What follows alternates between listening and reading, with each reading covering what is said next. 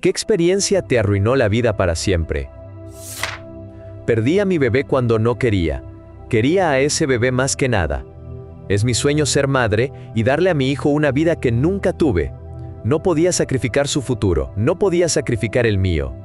No quería darle a ese bebé una vida miserable, mientras sus padres viven de cheque en cheque, sin saber si habrá comida en la mesa. Así que elegí permitir que solo experimentara el calor y el amor que podía ofrecerle mientras aún lo estaba cargando. Llevo la prueba conmigo todos los días, sin importar a dónde vaya.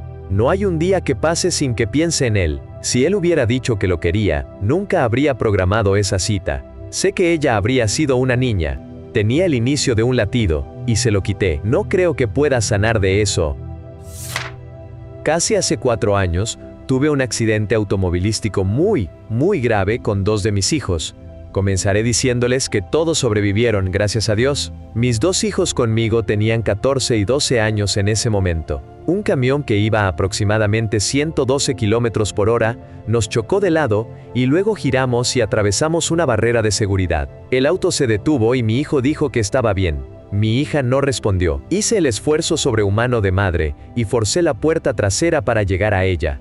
Y estaba blanca como un fantasma, doblada sobre el cinturón de seguridad, con líquido rojo goteando de su boca y cabeza. Supe que le habían quitado la vida.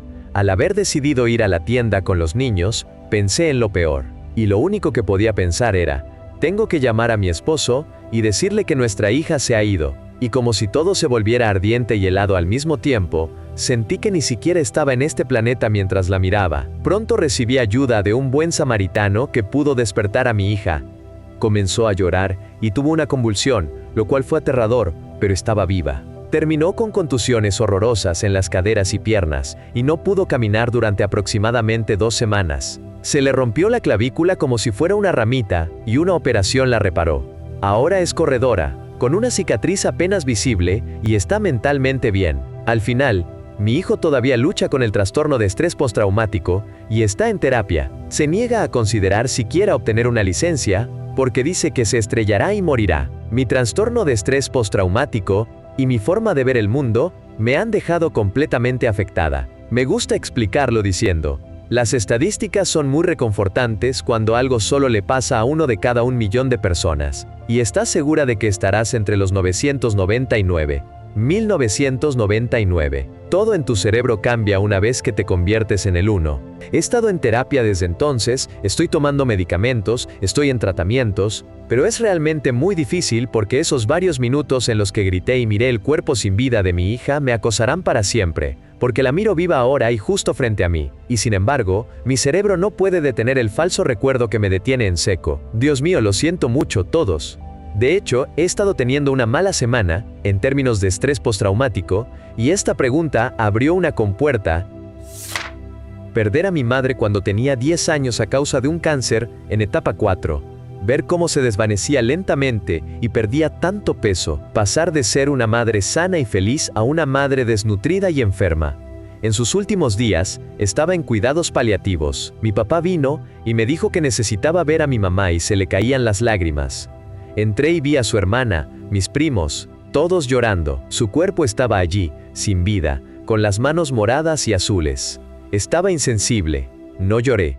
Le cepillé el cabello durante unas 2 horas. Cuando vinieron a llevarse su cuerpo, mi primo me llevó a comprar helado, para que no tuviera que ver eso. Era tan joven y ciego a lo que estaba sucediendo. La extraño tanto. Mi hijo me pidió un Pop-Tart, le dije que esperara un momento, luego me levanté.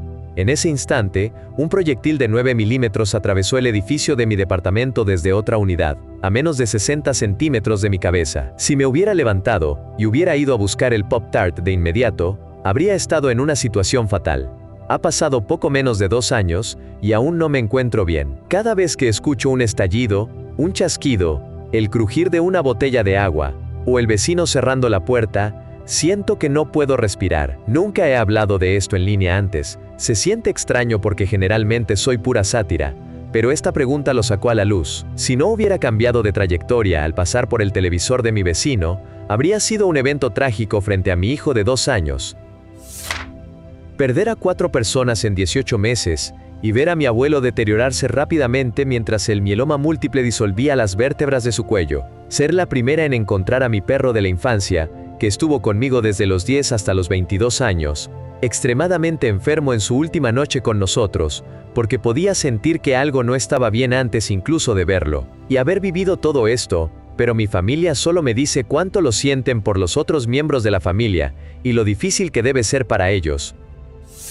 La madre de mi papá fue víctima de un accidente con su propio auto frente a mí cuando tenía 10 años. La única razón por la que ella estaba donde estaba ese día, era porque íbamos a ir de vacaciones. Aún puedo verlo en mi mente como si fuera ayer. Mi prima, que era un año mayor que yo, y mi mejor amiga mientras crecíamos, nos dejó en un trágico accidente automovilístico de regreso a casa, desde mi casa el verano anterior a mi último año de secundaria. Esperábamos ir a la universidad juntas, y vivir una al lado de la otra toda nuestra vida. Todo mi futuro se torció ese día. La madre de mi mamá fue diagnosticada con demencia a una edad muy temprana, y prácticamente dejó de existir durante los últimos 10 años de su vida. Ahora, cada vez que mi madre olvida algo de lo que hemos hablado, mi corazón se detiene al imaginarla, desvaneciéndose de la misma manera que lo hizo su mamá. La hermana de mi papá, quien también iba a unirse a nosotros en las vacaciones del primer párrafo, falleció en 2023 a causa de COVID. Estuve en la sala cuando dio su último aliento. 26 días después, mi hijo de 4 meses fue diagnosticado con COVID y otro virus respiratorio, y fue trasladado en avión a nuestro hospital pediátrico más cercano. Estuvimos allí durante 10 días, y cada minuto de cada uno de esos días vi a mi tía durante la última hora de su vida en mi mente. Mi mejor amigo me llamó a través de la oficina de la escuela, década de 1980, y me pidió que le llevara sus libros de texto a su casa. Al salir de la escuela, me metí en su patio, y lo encontré sin vida en el suelo, con el rifle a su lado. Vivíamos en una zona montañosa, así que no había vecinos. Hijo de su madre me dejó a mí para que lo encontrara, incluso me dejó una nota, para ayudar a su familia a sobrellevarlo. Luego, la policía tuvo que revisar mi auto para asegurarse de que los restos de su tragedia solo estaban debajo de mi auto, y no sobre él. Han pasado 45 años, y todavía entro en pánico, y siento miedo cada vez que uno de mis hijos tiene un mal día en el trabajo. Estuve soltero durante años. Conocí a una chica con intereses en común. Al principio todo iba bien. Al mes, me dice que su exesposo está en prisión. No le di mucha importancia, ella era totalmente normal y agradable. Luego empezó a recibir llamadas telefónicas a medianoche, y golpes en la puerta. Lo ignoré. Después, su auto fue vandalizado, y le hicieron daño a las llantas. Estaba seguro de que él tenía a alguien observándola, y causando esos problemas. Me asusté y, de forma egoísta, me alejé. Un par de meses después, estoy sentado en la sala de espera de un taller de llantas viendo la televisión. Reportan noticias locales desde el lugar. Reconozco la zona. Él fue liberado y le quitaron la vida. Han pasado 10 años. Todavía me siento bastante insensible. Si hubiera sido una mejor persona, me habría quedado y hubiera intentado detenerlo o haber luchado. Después de eso, me mudé. Nadie a mi alrededor lo sabe. Aún lo pienso casi todos los días. Estoy tratando de hacer algo bueno para compensarlo. Fui impactado por un camión de 18 ruedas en la autopista. Estaba detenido en la interestatal esperando que el tráfico se moviera durante la hora pico de la mañana. Se cree que el conductor se quedó dormido por estar exhausto y haber conducido demasiado tiempo. Me impactó a 112 km por hora. Mi auto quedó atrapado en la parte frontal del tractor antes de que este gira, y me arrastró hacia otros 5 vehículos. Luego me encontré en una situación muy complicada bajo el camión. La interestatal estuvo cerrada durante 6 horas, y los daños fueron significativos. Tengo mucha suerte de poder estar aquí y contar esta historia. El trastorno de estrés postraumático, TEPT, es mi nuevo compañero de vida. Verdaderamente, me cambió. Cuando tenía 13 años, mi sobrino se ahogó. Él tenía 2. Y eso realmente moldeó la forma en que enfrenté el mundo, de manera negativa, tanto que mi mala actitud, combinada con el alcohol, resultó en que destrozara mi auto, llevándose la vida de mi amigo. Ese evento realmente me afectó. Luego fui a prisión. Eso fue difícil. Después de la prisión, estuve bien durante una década, hasta que el trastorno de estrés postraumático y la depresión me golpearon. Eso realmente me transformó. Luego, perder a mi mejor amigo por un acto irreversible en 2022 me dejó insensible. pero tengo esperanza para mañana. Un derrame cerebral cuando tenía 28 años, aprendiendo a caminar de nuevo, y una cirugía del corazón, todo en un lapso de meses. Ha sido sin duda la experiencia más dolorosa que he tenido. Física, mental y emocionalmente. Meses de fisioterapia, y aprendí a hacer algunas de las cosas más básicas de la vida de nuevo. Tomó muchos pasos pequeños, con varios días desalentadores, pero lo logré. Ser un médico de la Marina con los Marines en Vietnam, no poder traer a todos de regreso conmigo, años tras años de trastorno de estrés postraumático que siguieron, el Departamento de Asuntos de Veteranos negándose a siquiera intentar ayudar, ser una persona que batalla con el alcohol durante más tiempo del que me gustaría admitir, finalmente, tranquilizando a los dragones y pudiendo vivir una vida algo normal. Pero los recuerdos: perder mi inocencia a los 14 años, quedar embarazada a los 16 años, ser mamá un mes después de cumplir 17 años, ser víctima de un daño irreparable a los 18 años, y luego pasar los siguientes 4 años en una relación difícil, lo que me llevó a desarrollar un trastorno alimentario y a ser dependiente de sustancias y del alcohol. Era demasiado joven para ser mamá, demasiado desesperada por encontrar amor, y demasiado ciega para desarrollar autoestima. Ahora tengo 52 años, y aún estoy lidiando con estos dolores y arrepentimientos. Si eres un adolescente o un joven adulto, te suplico que esperes antes de entregar tu inocencia a alguien que no lo merece. Ser engañada por mi esposo tras 18 años, 23 años juntos, y que él decidiera dejarnos y terminar nuestro matrimonio después de que yo le perdonara su aventura, es un dolor difícil de soportar. Mis hijas y yo estamos destrozadas, y no creo que alguna vez confíe en otro hombre lo suficiente como para abrirle completamente mi corazón nuevamente. Ambas mis hijas han manifestado que nunca se casarán por esto.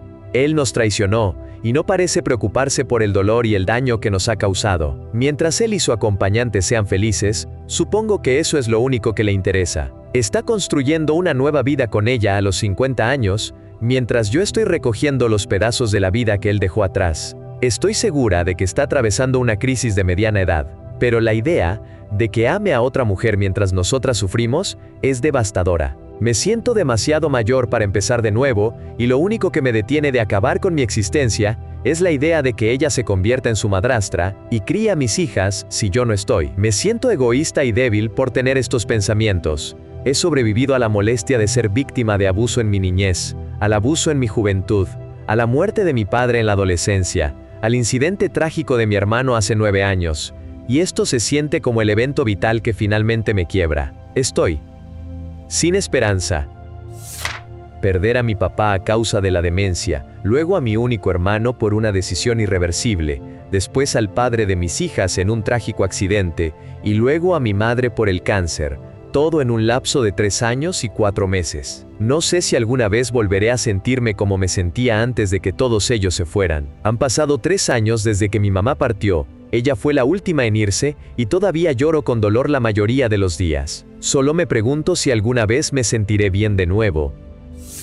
No estuve presente para ayudar a mi papá, porque no me importó detenerme a hablar con él durante 5 minutos más mientras paseaba a mi perro. Tenía prisa por llegar a casa y hablar con alguna mujer que intentaba alcanzar sin éxito en ese momento, cuando sabía que él estaba sufriendo, y en un mal lugar. Estaba literalmente a 6 metros de su puerta, 1 hora antes de que el forense dijera que le quitó la vida. Estuve allí unas horas antes y sabía en qué miserable estado se encontraba. A pesar de que decía que se levantaría y iría a trabajar por la mañana, cuando no había salido de su departamento en una semana, quería creer que mis manos estaban limpias y que todo estaba bajo control. Así que simplemente P-A-S-E-E